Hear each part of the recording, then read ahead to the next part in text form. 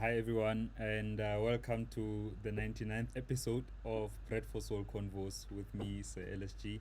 And thank you, firstly, especially to those people who've been watching a lot of these episodes and giving back, giving some feedback with regards to how they feel about the show, some of the ideas they got from the show, some of the clarities as well they received from the show.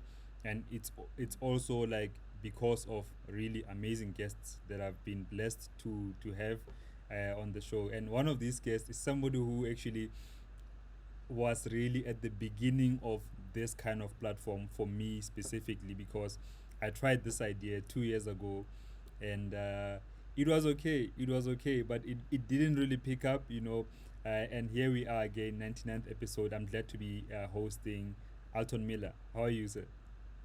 Hey. No, that first episode was great. It was the first. No, man, you were working out the kinks, you know? Yeah, man. I was happy to be the test cake. Good morning, SA. Good morning, Josie. What's happening, people around the world? It is 10 in the morning, Yeah, Josie side. yeah. But I So mean, yeah, like, man, I'm good, man. I'm up. It's Tuesday morning. Lots of stuff to do. Nice way to kick off Tuesday talking to you, my brother, Sir LSG. bro, it's my honor, like you said, that first episode really that we you and I had a chat. I was always feeling like for what house music is in South Africa, not enough documenting of the Mm-hmm. journey has been done, like the understanding of artists who actually started this thing. Some of the artists, like you had a big role in a lot of people's careers just by your music. I mean, you've had Mm-hmm. almost 35 years now doing music. It's a Yeah, long time, bro. It's a long time. that's a long time. And for you Yeah, to it's a still, long time, man. what still keeps you going, coming back and doing like the music after such a long time? The music, it's the music, man. The music, it's in my DNA.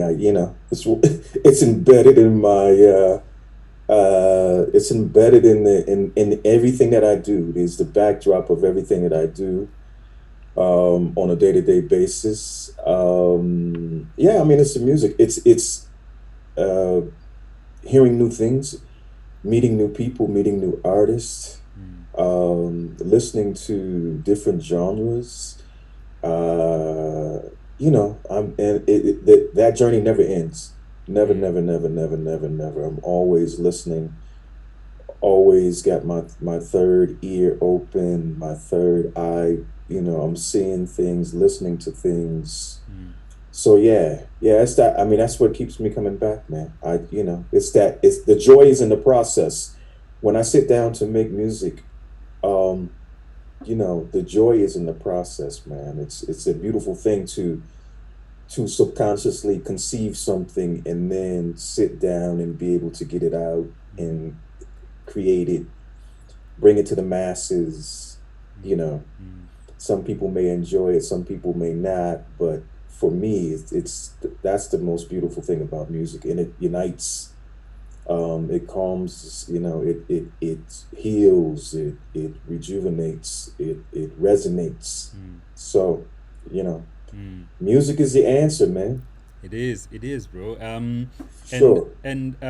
one of the things that you mentioned with regards to the process, right? Like, um, there are obviously inherently good parts and bad parts of any process. Similarly to Yeah. music, and I think Yeah. sometimes, before actually I continue, I remember when I was sending DJ Spinner a request for an interview, and he said to me, Yeah. "Man, I saw the Josh Milan interview. He saw like a snippet of it, and Josh was telling the Yeah. story of Kevin Hedge and Blaze and how they broke up, And he was like, Yeah. "Man, your show seems to be quite a sad show, Like, are you always gonna touch on, But the reason I specifically, Right. the reason I specific, the reason I've Hey, but spe- you know that yeah, that's Spinner's sense of humor, man. yeah, If yeah, you know him, if yeah. you know him, he's got he's got a hell of a sense of humor, you know. Yeah, yeah.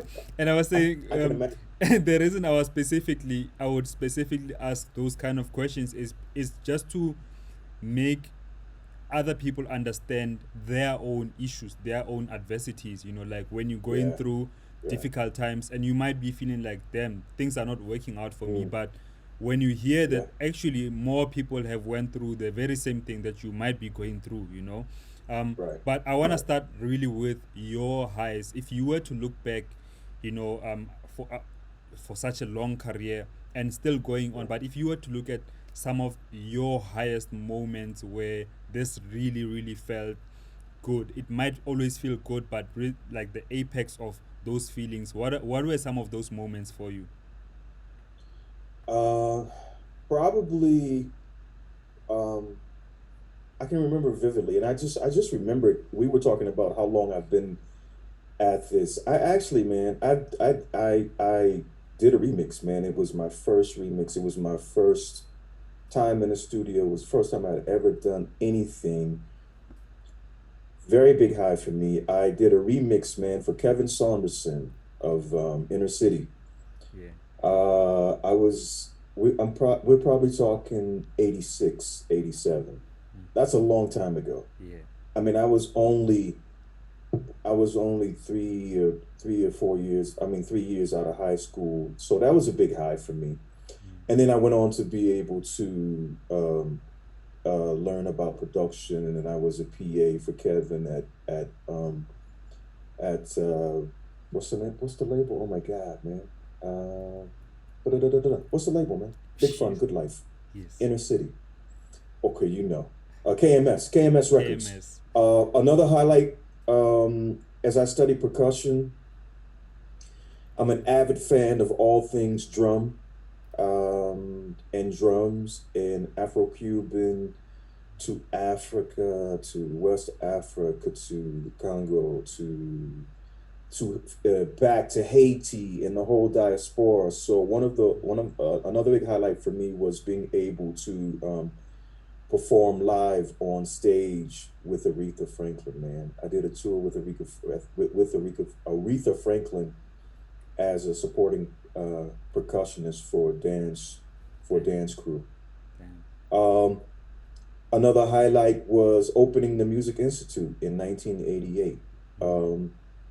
Myself and two other good friends of mine, we opened a club which was created in the spirit of the great clubs like Paradise Garage, Twilight Zone, Mm. the Music Box, the Warehouse.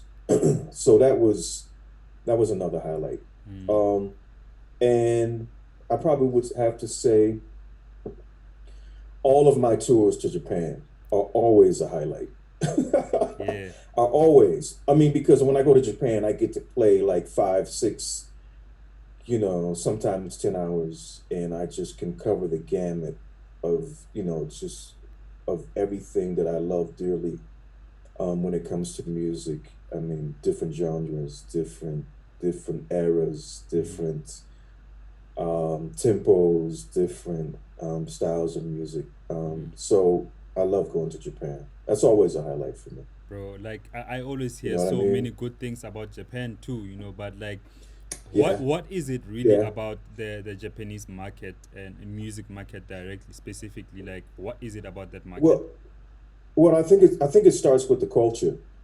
Um, you know, the Japanese culture is so steeped in, if you do something, whatever you do, you do it passionately. You put 150% and then some into it.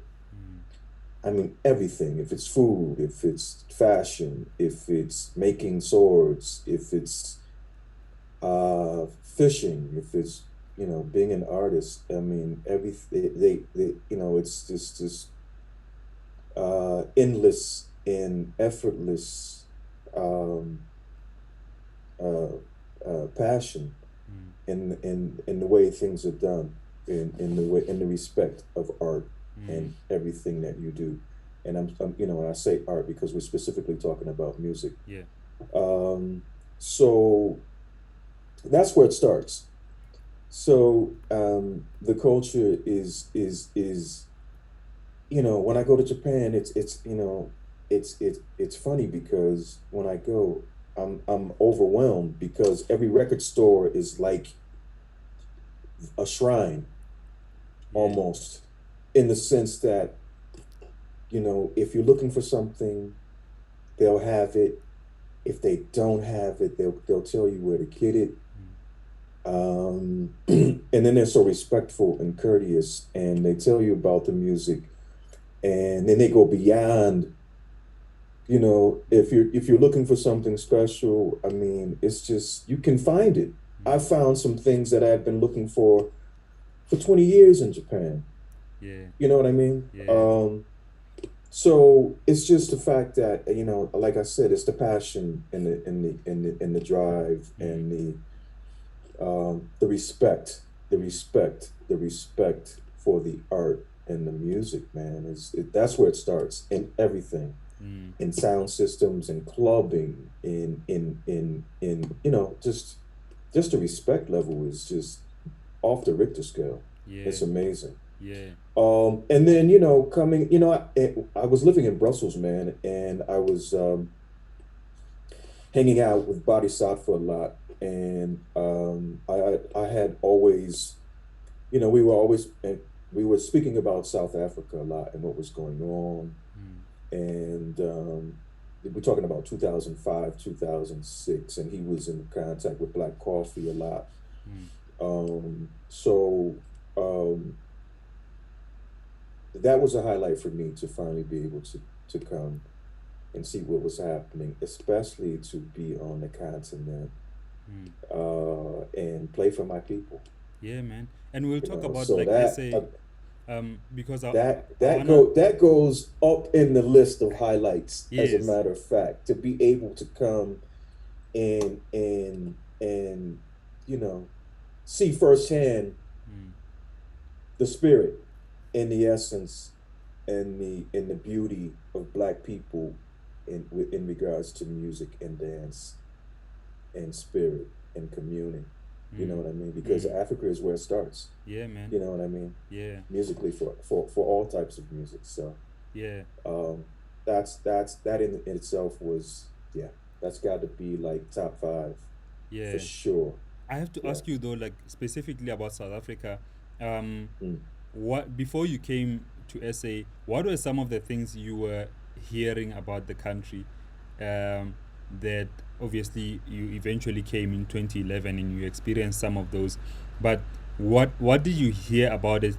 Before you came, that made you want to be here. It was all. I mean, it was all steeped in music. I was listening to a lot of the things that were coming out of the country via Body. He would, I was working on the album Souls Like Mine Mm. at that time in Brussels, and I was there for about 2 years, um, traveling around Europe um, as I do, when I'm abroad and living in another country and soaking up the culture. So Body's from Body is his people are from Central African Republic. yeah, exactly, Yeah. from Bangui. So every Saturday morning, every Saturday morning, he would get up and he would just play music from the Congo, old stuff, new stuff, a lot of videos I was checking out. Um, so I was hearing new things that I hadn't been exposed to before, Mm. and not in that context, and not you know never so deep and so much. You know what I mean? So he has a strong, very, very, very, very strong connection to where he comes from Mm. and his background, and so it only made sense, and it was just very natural that he would speak about South Africa a lot. Mm. And because at that time when I was there, he was beginning to embark on his career and Mm. to get into creating house music. Mm. So a lot of the things that I was hearing about South Africa, were coming from him, and it was all about music. Yeah. Different artists, yo, check this out, yo, check this out, da da da da da da da. So it was just everything. So let's back up about 20 to 30 years before. There's a really really good friend of mine, Austin Bascom. He goes by his artist name is Abacus. Brilliant, brilliant, brilliant um, artist and DJ. Mm. He back in the early '90s, he used to speak about Kwaito. Mm. Do you know what I mean? Yeah. He used to speak about Kwaito. He was like, "Yo, Al, man, you should check out this music coming out of South Africa, bruh. You know, Kwaito, Kwaito, Kwaito." Um, so fast forward back to Brussels, 2005, 2006. I know there were people, my friends or different artists um, in the industry who had started to travel to South Africa. Mm. So and the stories were always great, man. The stories are always great. I remember before I came, I was speaking to Vic Lavender a lot Yeah. around 2010, and I was like, "Yo, Vic, I'm finally going to SA, man." He was like, "Dude, I can't even put it into words. Mm. I can't describe it. You just have to go and see for yourself. Mm. Um, you have to. I can't put the beauty and the essence and the thing that is South Africa into words. You just have to go and see it for yourself." And So experience yeah, it, right? that was yeah, and yeah, yeah, Yeah. man. Yeah. And then I came and I got hooked. You did, bro. You did. I got You hooked, man. know. I got hooked, man. Yeah. They Yeah. say home is where the heart is. So, Yeah. find that place that makes you happy. And You I know. wanted to talk about that because the title of today's conversation, I just instinctively titled it "Go Where the Music Is." You know, like so, Yeah, and it's what you've been able to do over the years. And I want to ask you about yeah, that. You know, that ability. I mean, you've lived in Brussels, you lived in Paris. You know, you went to Japan, yeah, South Africa. yeah, Just that ability yeah, to kind of always follow where the music is when you yeah. want to go there and you go there. um how is that for you, and like what does that do to you as well as as an artist? Does that add more color to your artistry as well? Yep, for sure it does, man. It all adds to the pot. I mean, I have to, if I go someplace new, I have to go and walk the streets. I have to get in the shops. I have to go, I want to see the good and the bad Yeah. equally. Yeah. You know what I mean? I got to see the good and the bad. I want to see how people are living, especially people of color, man, Mm. in different parts of the world. I want to see. I want to know. I want to. I mean, the more you know, the more you grow. I mean, it Mm. enriches you. It adds to the creative pot. It excites the senses. You know what I mean? Mm. Good food, Mm. good other beautiful other things. I mean, it's a beautiful thing, man. I mean, it definitely. I need to be able to soak up the culture, the language, like I Mm. said, the food, the art, what drives the people, what is the history of the people. Mm. You know what I mean? What is the history? How did you where are you from? How did you arrive to where you are? Mm. Where you going? And So I do that. I mean, I did that in Paris. And I just said to a good friend the other day, man, I was like, well, if I can learn to speak French, I gotta be able to learn to speak at least one South African language. So, I'm not gonna say which one because I don't want to piss anybody off yet. But when the next time, give me maybe I don't know, maybe 6 months to a year. The next time we speak, you know, bro, you know what? Any yeah, language that you would learn for me, that I would be happy with that. You know, Ralph has been yeah, here since 2010, and he can't speak yeah, a single word of anything. You know, Ralph Gambin, man, come on. Really? Can Are you you? I serious? promise you, bro. You know, so I mean, like, if you can learn one, bro, like No, I'm you've done. trying, man. I Yeah, go and I try to get the vernacular down, and I'm never embarrassed about pronunciation. I struggled in Paris. yeah. I got laughed at, but très très très bon, hein? C'est d'accord, c'est tranquille. Well, So, I don't know I mean, if any I of can that, but I wanna know though. you Like, if know, you could learn some of that, tell me one or two things that you've learned with regards to any language in South Africa. oh man, Dumela. That. Just shop. Everything Yeah, is shop, shop, shop, shop, bruh. yeah, yeah. I mean, when I get around people, I can. So now you're putting me on the spot. No, So no, I'm it's cool, having it's this. cool, it's cool, it's cool. But let me ask you this, no, because also what I've noticed with you, you don't have like Yeah. you don't strike me as somebody who's got any fear to go anywhere in the country. You know, No, like you're not a tourist when you're here. no, Like man. you go No, no, no. everywhere. Like you in the township if No. you wanna go in the township. Um, Yeah. I just wanna ask you with regards to the mentality. Like when you think about Detroit and black people in America Yeah. and black Yeah. people in South Africa, are there certain similarities that you would point out with regards to where we are, like mentally, just with the way we think and the way we live our lives? Yeah. Well, black people, we are very what are the words that I'm looking for? We are very sensitive to things, and we are a giving people, and we are a forgiving people, and we are calm for the most part. That in the essence, in the true spirit of of being black and being African. You know what I mean? Mm. So that is the base. If you understand that and you live that and you know that, I mean, I can go anywhere, man. I can go to Alex. I can go to Soweto, some parts. I can go to, I can go to most hoods anywhere.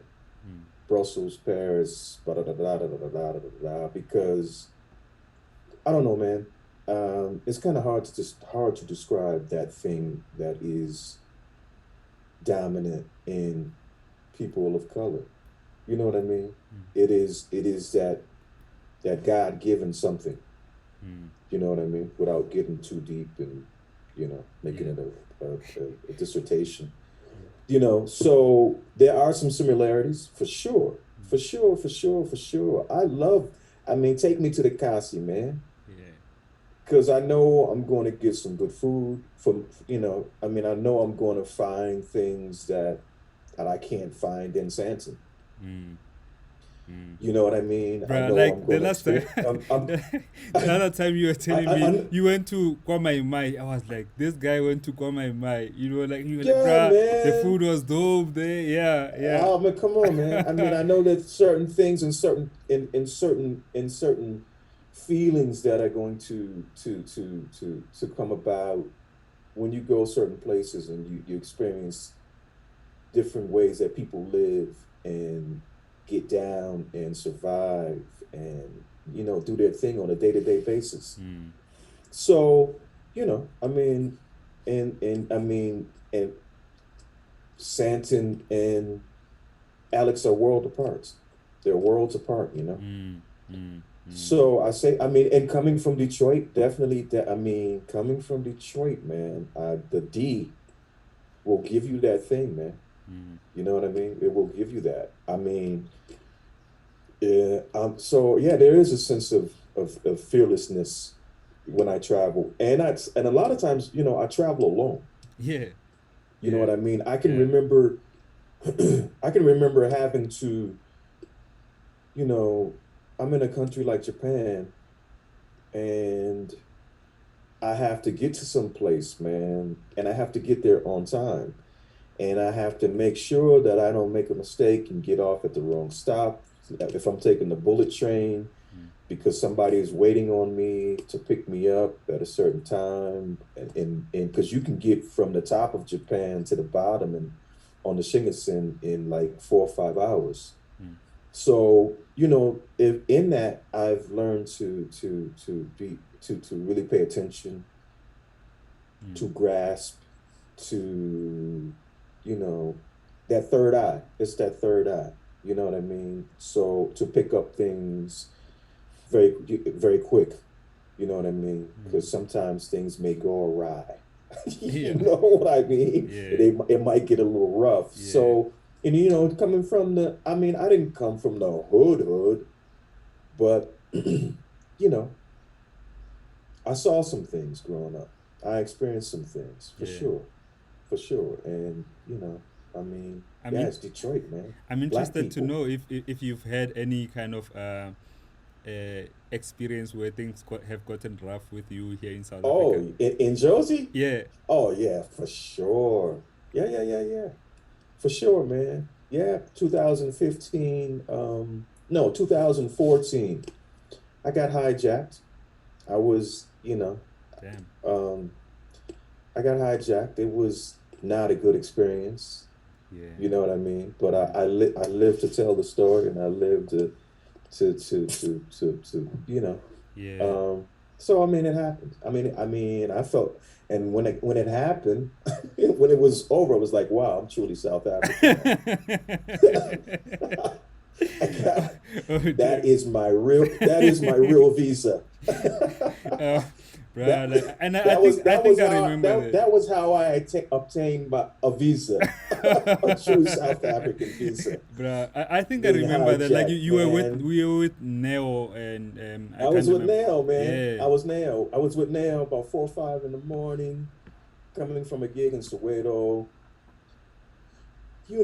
I let my guard down. I Mm. kind of saw it coming, and actually, I just slipped Mm.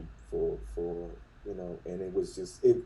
I caught it, but it was too late. Mm. Actually, Bruh, but I you mean, know what I like mean? you still live to tell the story, and I Yeah, think yeah, yeah, that's what's yeah, important. yeah. And yeah, and when it was happening, I was thinking to myself as it was happening, I was like, okay, I can either do this or try this. And I was like, nah, you know Mm. what? Let's just get it over with, Yeah. you Yeah. know? Yeah. So yeah, I mean, yeah, man. I mean, but I love traveling. Um, I've been around the world, man. There's a couple places that I've been that I don't really have to go see. Mm. Um, that I haven't been on the planet. Uh, but yeah, I like to learn and experience different cultures and different languages and different people and different, Yeah.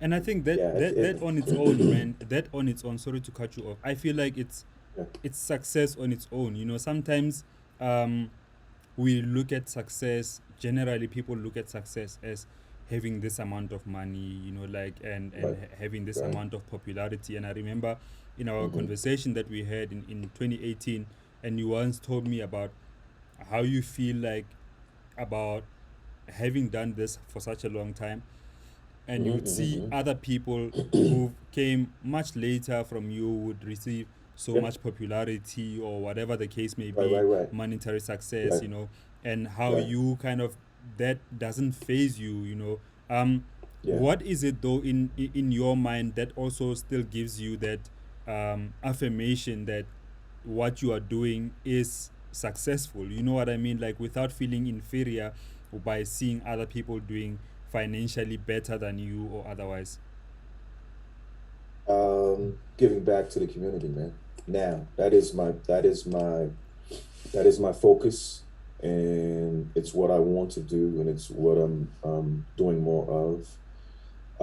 Helping young artists or artists um, who want to embark on a career in music to know the ins and outs, to allow them, to be able to bring to them platforms, to be able to hear their voice and hear what they have to say musically Mm. and artistically, because it's not just about music. Mm. You know what I mean? So there's richness in that. and I love it because somebody did it for me. Somebody gave me a chance. Somebody listened to, they listened to music and gave me advice Mm. and pushed me and told me things and showed me how to do this and put me in contact with promoters and the whole gamut. Mm. Told me about contracts and even though I took my bumps and bruises, I learned a lot. Mm. So in that, you know, my richness is to be able to give back, man. Mm. To give back, to do what somebody did for me or people. I mean, because I've worked with some of the best people in the industry, Mm. hands down. Mm. So there's richness in that. You know Yeah. what I mean? They Yes. showed me, they helped me, they opened their door. They didn't have to. Mm. You know what I mean? Because of their status or who they were, but they were humble enough to say, okay, yo, all right, let's make it happen. Here's what it is. Mm. you know, Mm. you want to learn how to play this chord right here. This is what it is. Ba-da-da-da-da-da-da-da-da. Sit down. Ba-da-da-da. I'm going to show you. Mm. You want to know how to get the best out of a contract. You want to know how to. Yeah. So that's what I'm into right now. Yeah. I'm into that. I've never, I mean, and again, and I think we spoke about this. I don't really hang out a lot. Um, my my my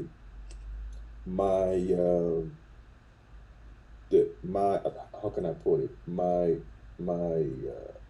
level or expectation or stamp of approval in regards to what's in my bank account or bottom line is it's I exist.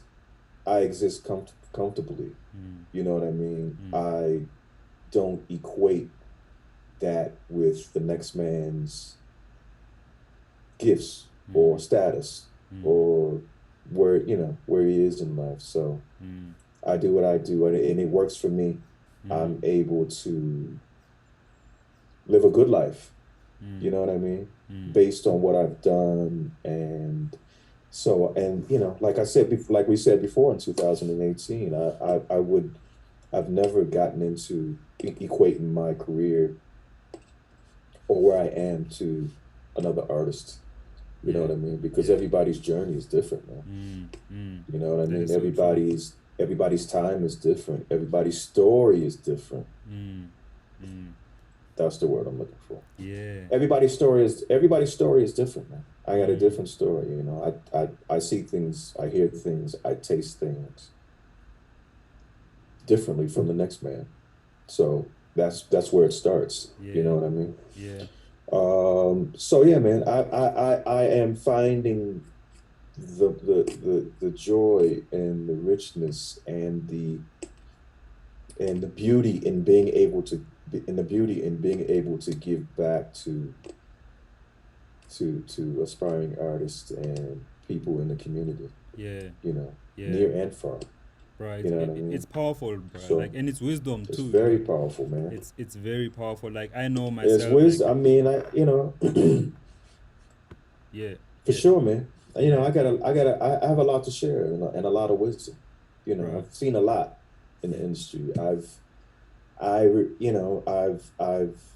seen different styles come, different genres come and go, and be here and be around. I was just saying to somebody the other day, wow, man, I've been doing music for so. I remember when there was no hip hop. There was no such thing as hip hop. Mm. Not as in hip hop that we know. Yes. I mean, James Brown was rapping on his records in the 70s, Mm. the early 70s, late 60s to 70s. So, in that, yes, that was the history of hip hop. But hip hop as we know it, or definitely house. I was there for the inception of house. You know Mm. what I mean? I Mm. remember the first, I know and remember and remember the feeling of when I heard Jesse Saunders and Vince Lawrence's first, I mean, the first house record. Mm. You know what I mean? Mm. So Detroit, Chicago, man, there's a connection. Yeah, So yeah, I've seen a lot, and there's a lot to give and to offer and to share in that history. yeah, You know what I mean? yeah, man. And I Oh think yeah. it's with regards to young people and helping other people, with their journeys in the music Hmm. industry. Um, as much as it's such a dope thing and powerful thing, I think also the onus is really upon the young person or whoever it is that you're helping more than it is upon you. Um, I feel we need to kind of get to a point where, yes, ask for help and ask for assistance. Like, I ask for help all the time. I still do even now. If Yeah. I'm unsure about Yeah. something, I'm always asking for help. I never assume that Yeah. I know something, especially when I don't. And I'm not shy to ask for help. Right.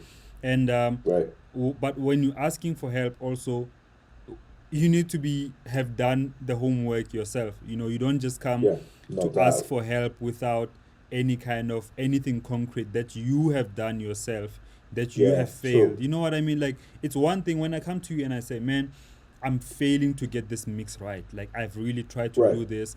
What can you Yeah. advise? Unlike, yo, do this, what am I doing, like, without, because when you're asking for help and you've actually tried it, you're showing the person also whom you're asking help from that you've taken some Hmm. effort, you've put in some effort, and you've come Yeah. to a certain point, unlike wanting help but you actually you care less about putting in any effort for your own projects.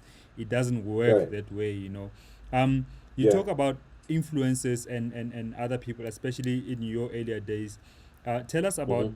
someone like Charles Johnson. I'm talking about the electrifying module. Oh my God. Oh my God. Oh my God. I didn't expect that. Um, he was he was my well, I've been listening to music since, oh my God, before I started school, before I started kindergarten. You say what?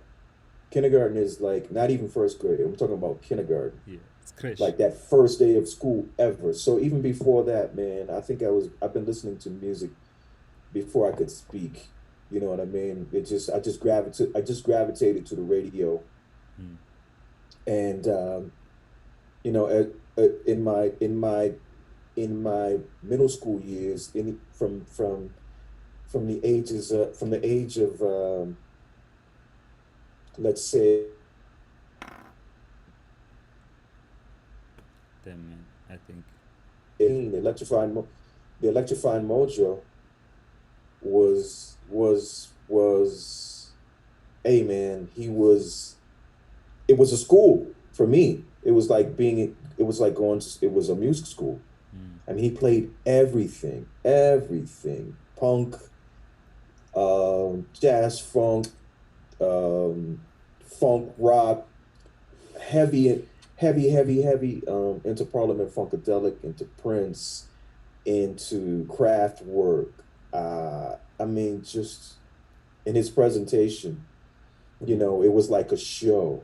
It was a show. Every night was a show, man. Mm. He would start to show off with this um intergalactic uh landing of a ship coming from space. I mean, it was a show, man, and it was beautiful, and it was the beauty and the essence of black music, from, like I said, from soft rock to punk to reggae, man. I can remember him playing Eddie Grant, frontline, man, and he would always play music from top to bottom. He would not cut the song. You know Mm. what I mean? Yeah. If the song was 12 minutes, he played it. He played the full version. Damn. Um, I mean, everything, man. And it was beautiful. I mean, it was, like I said, I mean, musically, I learned a lot. Yeah. I learned a lot about music, and to be daring, and to play things that, if you love it, play it. You know what I Mm. mean? If you feel it, somebody else is going to feel it. Mm. You know what I mean? So I learned a lot in that aspect, and I transposed a lot of that into my DJing. Yeah. You know what I mean? I can't. I'm not gonna play. I mean, when if for example, 2 hours. I did a 2 hour set for you. Hit refresh the other night. I'm gonna cover some styles of house.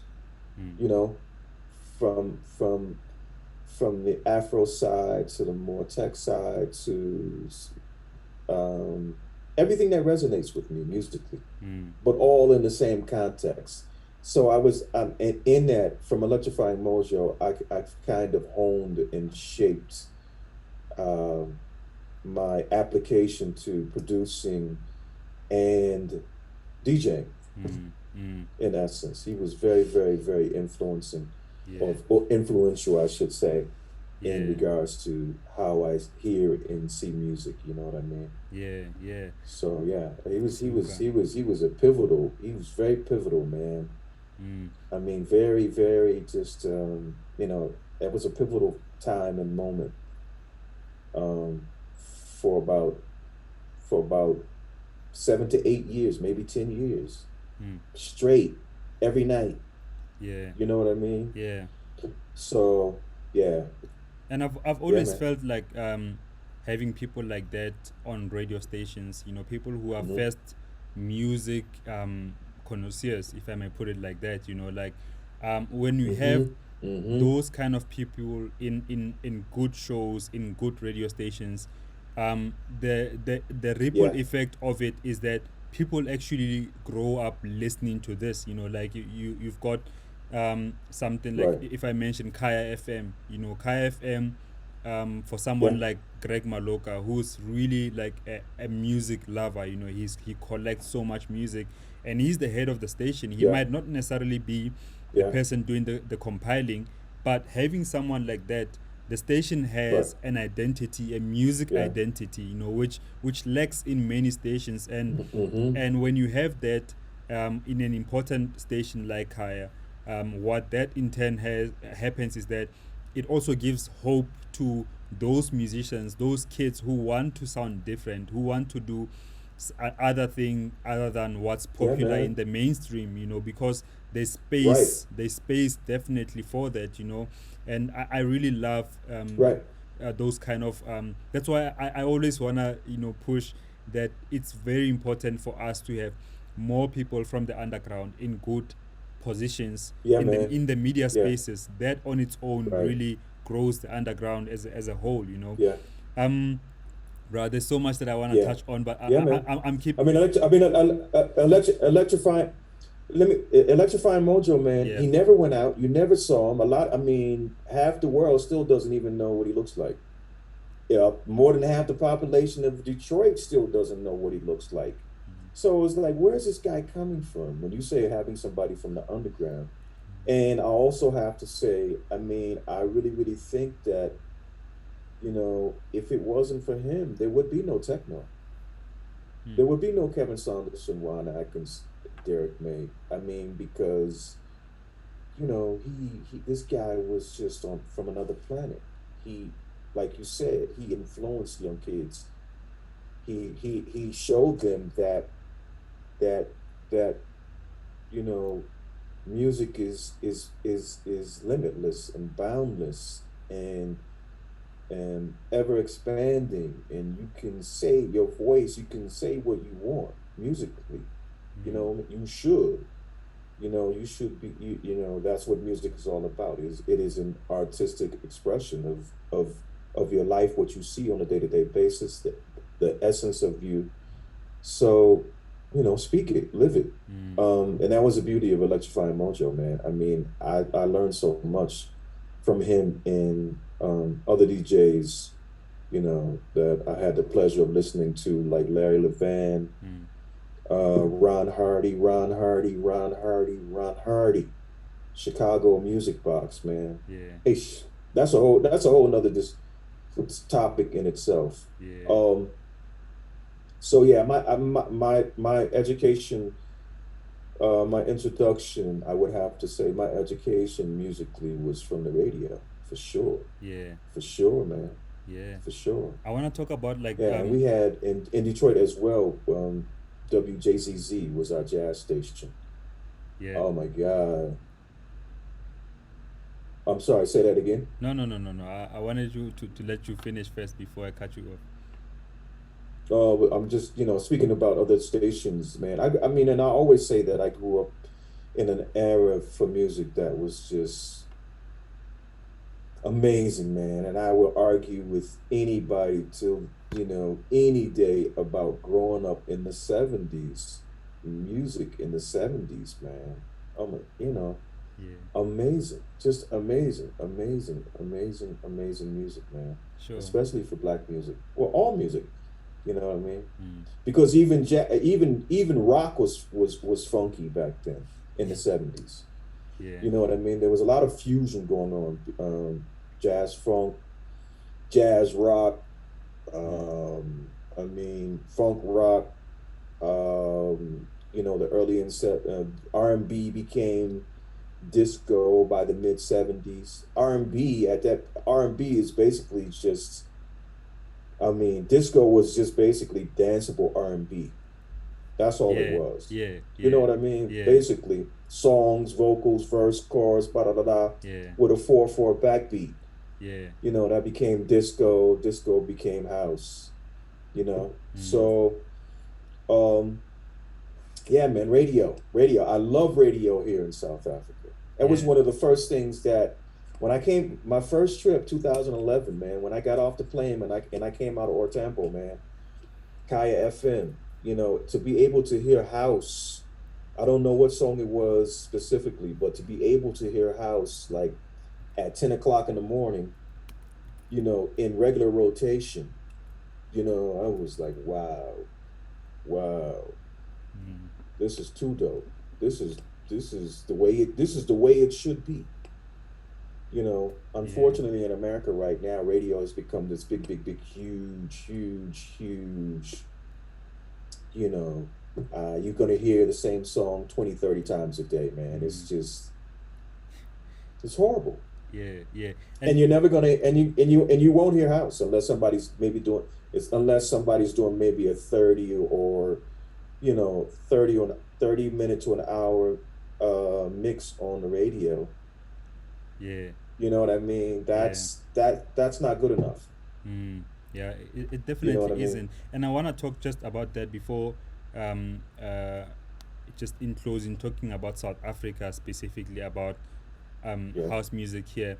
How have you Hmm. seen the changes happening from the time you came in 2011 to now in SA, especially with regards to gigs and venues?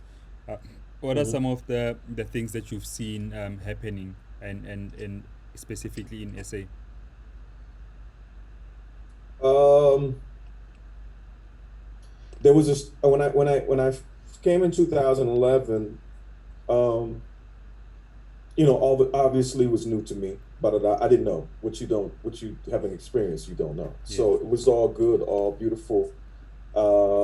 2011, from 2011 to 2000, let's say 14, 15, I started to see a shift in because most of my gigs up until that point were, mainly. I mean, I got booked for house, and if I got booked to play house at a venue or one-off or an event, the whole lineup of people, of DJs, were DJs that were playing house. mm, You know what I mean? So about around 2014, 15, I started to see a shift where promoters, um, and club owners or whoever were doing the lineups were starting to combine both house and hip hop. mm. You know what I mean? Uh, is that a good or bad thing? Okay, I'm going to pose that question to you. To me, I I think mean, is that a good or a bad thing? I mean, I think I would have a hip hop DJ come on after me, right? yeah, And I would feel that it just kind of diminished what I had done prior yeah, I feel you. in my set. You know what I mean? Yeah. Or it's just it, it in that sense. And I was like, wow, why? I mean, I understand as a club owner and a business owner, you want to see those numbers. So you want to get people in your in your establishment, Mm. um, and you want to go with the trends, and you want to make sure that at the end of the night, your tills are nice and bountiful. Mm. So I saw that, man, and I thought that for an artist and a DJ, yeah, I thought, man, like, why is this happening? What's going to happen? What is the future of this? How is this going to play out? Mm. You know what I mean? So what I mean aesthetically, what does that mean?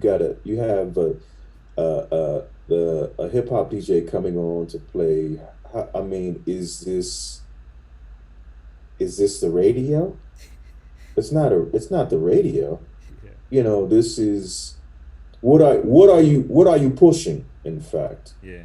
What are you doing for the house music community, or and I'm speaking um as I don't do hip hop. I love hip hop, but it's not what I play. Yeah. You know what I mean? So I'm addressing the fact of what are you doing for the house music community? Mm. You know what I mean? How is this going to be a detriment to DJs that want to play house, Mm. that's what they do, because now you're competing. You want to get bookings, and you want to and sustain yourself as a DJ, but now you're competing with this lineup of cross genres. So that means there are going to be less slots Mm. for house music DJs to play. You know what I mean? It's Mm. going to it create and yeah, and I think that's probably like the number one thing that happened, man. Mm. Um I think in that gigs became less Mm. um for DJs, because now you compete. A club owner or a business owner is going to say, yo, well, I only got X amount of slots, and in my night I got to have hip hop. Mm. You know what I mean? Mm. Or some other genre, or blah, da, da, da, da, da, da, da, da. So yeah, man, it did. I was privy to conversations amongst house music DJs about what was happening, and the detriment, and the blah blah blah blah blah. So, and as a I come from an era where I come from an era when I would go clubbing, there was only one DJ for the whole night. I would go in the club at 1 o'clock in the morning. I wouldn't leave till 8, 9 in the morning, 10 in the morning, and it was one DJ. You know what I mean? Yeah. So playing house or dance music. Mm. You know what I mean? So yeah, there was a shift, man. There was a definite shift. Um, we make a way. We Mm. always make a way. As artists, we find a way. Yeah. You know what I mean? So Mm. if we can't, if those gigs are becoming less and less and less and less, then you got to do your own thing. True. So I think that's what has happened in Mm. South Africa for the most part. People have said, okay, well, you know what? I got to host even if it's 50 to 100 people. Mm. Mm. You know what I mean? This is what I'm doing. This is where you can catch me. I'm playing beautiful house music. Mm. Da da da da da da da da. If you want it, come and get it. Yeah. You know what Yeah. I mean? Yeah. And in that, I embrace it. I embrace it, man. Yeah. I mean, because you're not knocking that club owner who needs to make that bottom line, Mm. who needs to make sure that his tills are bountiful, who feels like they need to do two different genres in one night to cater to the masses. You know what Mm. I mean? Mm. Mm. In that, on the flip side of that, you create your own thing. Yeah. You know what Yeah. I mean? It, Yeah. it is yours. Yeah. tailored from the ground up to what you make it become. Yeah. You know, it's your thing. And I think in that it opens the doors to allow, you know, other DJs up and coming and even established to be able to do their thing.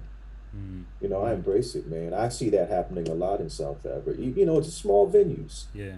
even if it's a lounge or, you know, a bar. Or I personally love playing bar gigs, man, Yeah. because I think they're more intimate. Mm. You can say more, you can do more, you can stretch out, Mm. you build a nice audience.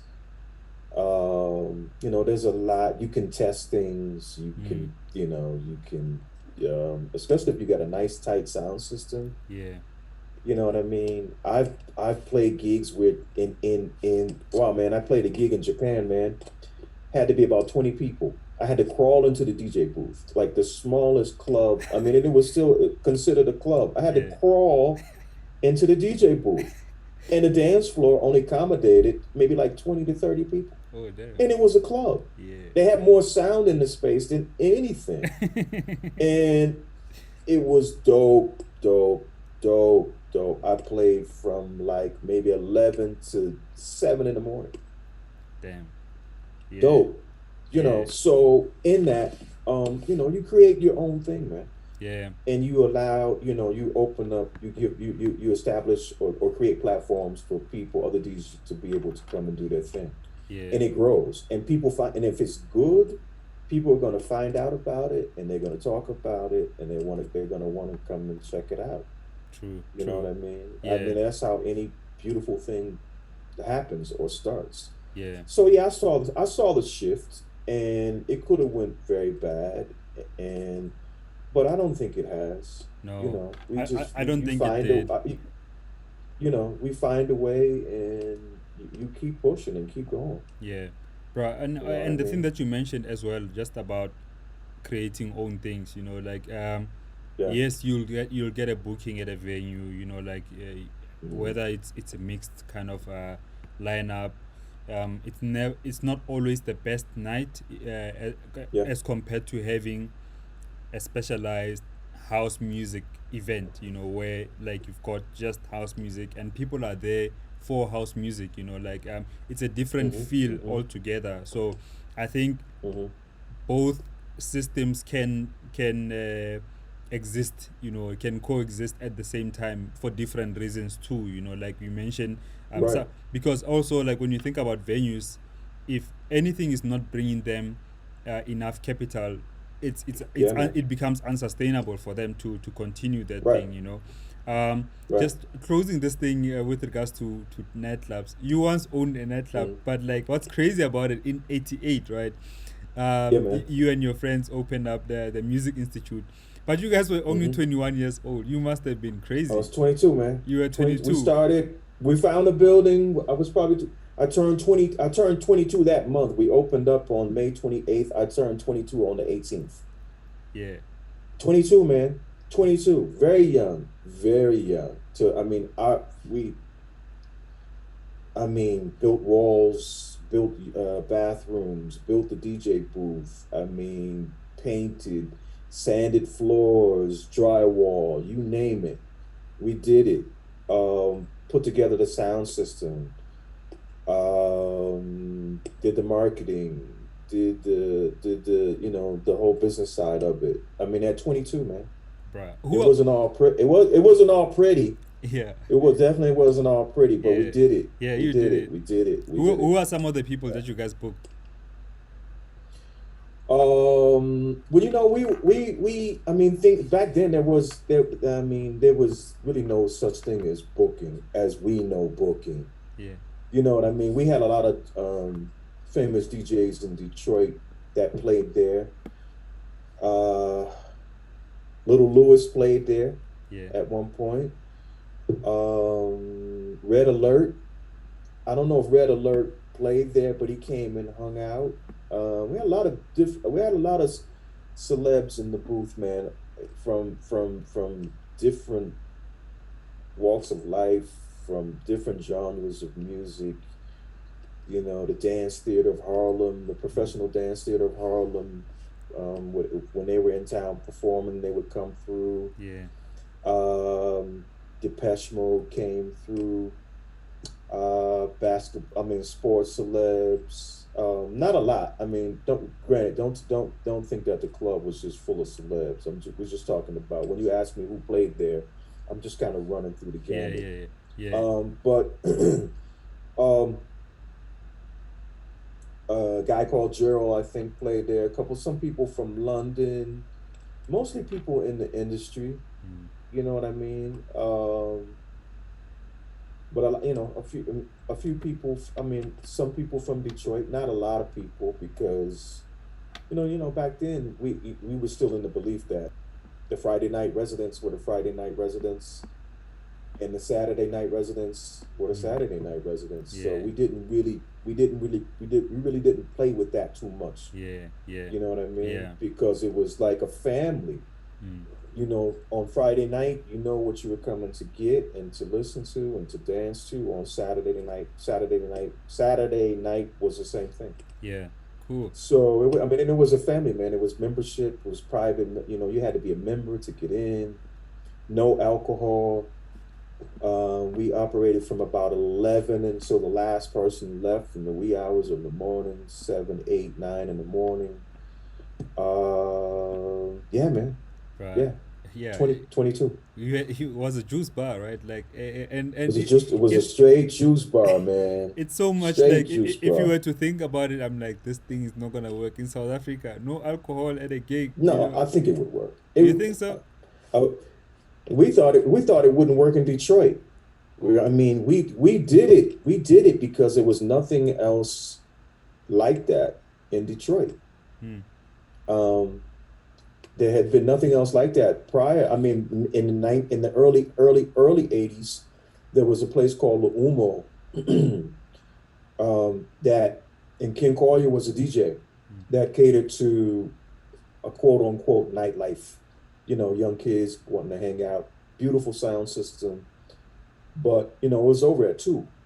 Hmm. Um, but we wanted to do something. We wanted to push the boundaries. You know what I mean? Hmm. It was the first and the only, in essence, Luomo was. But with the Music Institute, we wanted to push the boundaries and make it very, very close to what we had experienced. What I had experienced growing up in clubbing. You know what I mean? Between New York, Chicago, Toronto. Hmm. Um, so yeah, that's what it was. All right, bro. Yeah, man. I think All right, bro. just in closing, because of time, I've got. I was gonna Yeah. ask.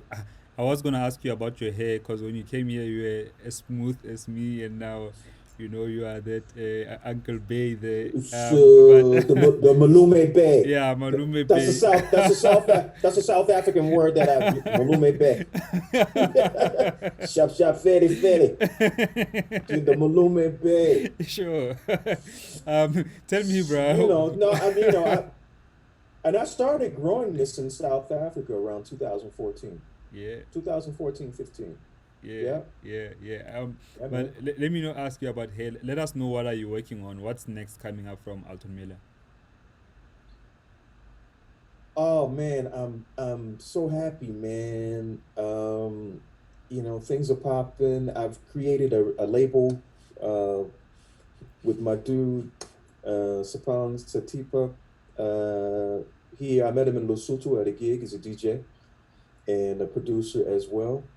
We've created a label called Fridge Magnet. The first release is out now, called Amanzi, and is doing very, very well on all platforms as far as social media and the digital download. I mean, I'm sorry, social media. The stores. Ah, it's doing very well. We got the second release in the pipeline, so that's happening. I'm looking forward to that and what it's going to do and what it's bringing to the community and allowing young artists to be able to get their music out Mm. and show them the business and all things good and funky happening that way. I completed my album that I've been working on for 4 years. Nice. for sound signature for Theo, a sound signature. I haven't named it yet, but I've been talking to Chima about, you know, coming to his domain, his lab to mix it down. Nice. I believe in leaving the mixing and the mastering to people who do that and know what they're doing. Mm. So that was a big, huge thing, man. I actually kind of celebrated by going to Mafia King for a weekend, and just checking myself into a hotel Nice. and just chilling when I completed the album. Yeah. So that's a huge thing, man. Super, bro. Huge Do thing. you have an idea when it's coming out? Oh man, the album, Mm-hmm. ish, man. Once I turn into masters, it depends on when I turn into masters, and even then, I mean, there's 3 months manufacturing time, artwork, Mm. pressing, promote, marketing. So there's, from the time that I turn into masters, so we're probably talking spring 2021. When you So when, that's what I'm thinking, because and then it also depends on his release schedule. yeah, I got no control, yeah. but No, I hear you. I can do launch parties from here to Zimbabwe. I hear you. When you say spring 2021, what are you talking? South African spring or American? Because I need to gauge where. I'm talking American Ah, spring. okay, So okay. South African what? Summer. Is Uh, this no? Fall, summer, fall. Yes. So if I Autumn. say spring, so like we're talking like May or June of 2021, man. So you're talking So, autumn, winter, yeah, yeah, yeah, something yeah. like that. Okay. So I mean, and then I've created a foundation, man, that I'm working on right now and putting into the works. It will probably um, more than likely be an institute that Nice. will, with the focus on the music business, and um, in different other programs and projects. Um, um, and it's just all about giving back to the community, Mm. you know, youth development in the country. It's gonna base out of South Africa and go out into the world.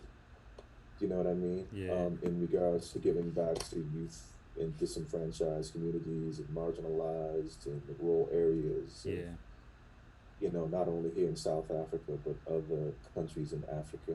yeah, yeah. So that's coming to fruition, and I'm really very happy about that. So all these things are keeping me going, man. I got to push, Yeah, man. Nah, got to yeah. push, man, for I'm sure. super excited for that, Brian, and really all the best for the album and the foundation. And any other work that you're Yeah, doing. man. And thank you again for joining me on the show. Oh, thank you, man. Thank you. This is a beautiful way to start the Tuesday morning in Yeah, SA. yeah, On a beautiful Tuesday morning, in fact. Spring has sprung, yeah, yeah. Definitely, definitely. I'll be seeing myself huh? in some It's shorts getting very hot, soon. man. It's Yeah. getting hot, man. All right, bro. Yeah. So, you know, I think we can definitely pack it here, man. Like, thank you so much for joining me, and thank you for mm. watching, guys. Like those who are watching this, and Oh, and wait, and yeah, by yeah, the way, man, yeah. how much you want to sell that Mandela piece in the back for? Oh, In the this in that did you do that yourself? no, I wish, bro. This is a friend of mine. He's an artist called Yul Damaso, and Yeah. he borrowed this to me, bro, because I can't afford it myself. So Are you yeah, serious? yeah, What? yeah. I It's mean, like, beautiful, man. if you've got some wealthy friends who can afford like some high end art, let me know, bro. Like, that's why it's here. But Okay. yeah, Okay. until I can sell it to someone, I get to kind of keep it, and it makes my house beautiful. But Okay. All yeah, right. It's marketing and promotion, and it makes your house beautiful and at it the makes same my time. yeah. I think I'm more leaning It's towards a the house it's being a it's a beautiful. it's a it's a win-win for everybody. Yeah, exactly, exactly. Anyway, thank you, bro. Thank you. Right, Yeah, right. sure. Thank you, Sir LSG. Hey, I'll see Tada. you soon, man. See you soon, brother. And guys, thank you. Please share the Okay. video. Okay, Please tag shop, somebody shop, in the shop. comment section who might learn from this. And otherwise, let's remember to stay creative. Tomorrow, I'm doing the 100th episode, and I'm actually thinking of taking a break, for like a month, and re-strategize, get back into doing more music again. But yeah, I'll let you know tomorrow on tomorrow's show. Otherwise, let's remember to stay creative. Peace.